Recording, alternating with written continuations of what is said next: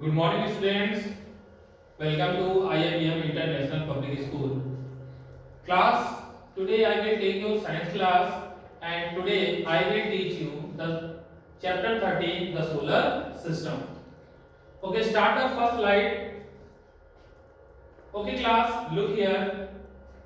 The solar system is picturized here. Okay, you can see the sun, which is present at the center of the solar system, and all other heavenly bodies which rotate around the sun. आप ये orbits देख रहे हैं, ये circle shape में ये orbits देख रहे हैं। आप देखो हर एक ऑर्बिट में एक आपको प्लैनेट्स यहाँ पे दिखेगा। ये क्या है? These are known as planets. Okay, जो कि सन के चारों तरफ घूमते हैं। क्यों घूमते हैं? Because sun is the centre of this solar system. Sun is the ultimate source of energy. You can see this into the next slide, that the sun is ultimate source of energy because आप यहाँ पे देखो sun आपको दिख रहा है, ये sun है। अब आप कह रहे होंगे सर ये sun नहीं दिख रहा, ये तो आग का गोला दिख रहा है, ठीक है ना, sphere of fire। तो बिल्कुल सही है, सन भी कैसे है? एक आग के गोले की तरह है, उसमें लॉट्स ऑफ हीट प्रेजेंट है। इतना ज्यादा हीट होने के कारण, टेम्परेचर होने के कारण, एनर्जी होने के कारण sun is the centre of our solar system. Okay, अब देखते हैं सन के अलावा और क्या है हमारे सोलर सिस्टम में। वैसे तो बहुत सारी चीजें हैं, लेकिन सन के अलावा जो इंपॉर्टेंट पार्ट्स हैं वो है प्लैनेट्स। नेक्स्ट स्लाइड में आप देखेंगे प्लैनेट्स को। अब यहाँ पे देखिए, ये है सन और ये है हमारे प्लैनेट्स। कितने हैं? काउंट करो। 1 2 3 4 5 6 7 8। There are 8 planets in our solar system. But before 2006, there was 9 planets. 2006 के पहले, 2006 के पहले कितने planets थे? तो 9 planets थे। तो इसके बाद एक planets और था प्लूटो, लेकिन उसको अब planets हम लोग नहीं मानते, इसलिए now present there are only 8 planets. अब देखिए स्टूडेंट्स, इन 8 planets को हमने 2 कैटेगरी में यहाँ डिवाइड किया हुआ है, inner planets and outer planets. So Mercury, Venus, Earth, Mars, all these 4 planets are inner planets, and rest Jupiter, Saturn, Uranus, Neptune are known as outer planets.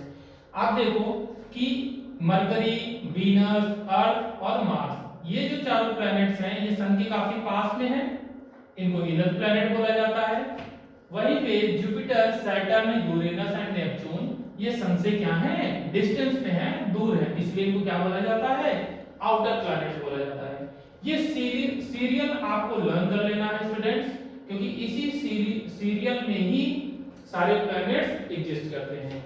मतलब सन के सबसे क्लोज में कौन है? मरकरी, फिर वीनस, फिर अर्थ, फिर मार्स, फिर Jupiter, then Saturn, then Uranus, then Neptune. तो सबसे पास कौन है? मरकरी। सबसे दूर कौन है? Neptune. Okay, move into the next slide. Okay, here you can see some important facts about solar system. Okay, देखिए the sun makes up 99.8% of the solar system. ये जो पूरा सोलर सिस्टम है इसका 99% पार्ट क्या है? तो 99% पार्ट है सन, और रेस्ट जो 1% पार्ट है उसमें सारे प्लैनेट्स हैं। ठीक है, तो चलिए एक एक करके सारे प्लैनेट्स को देखते हैं। पहला है mercury. Mercury year last 1.5 days.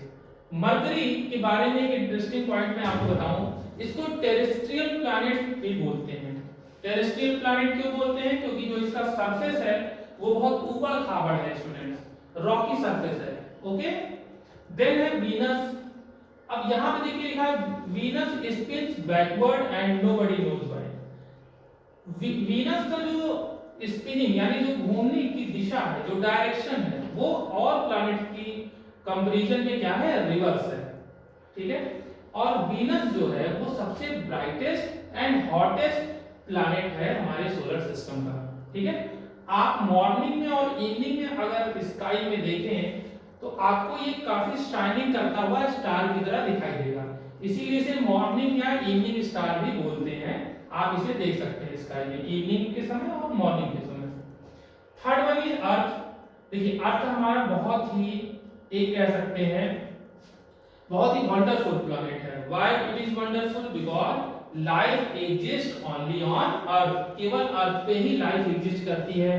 इसे ब्लू प्लैनेट भी बोलते हैं। ब्लू प्लैनेट क्यों बोलते हैं? क्योंकि यहाँ पे 3/4% वाटर है, जिसकी वजह से स्पेस में देखने पर, स्पेस से देखने पर ये ब्लू कलर का दिखता है।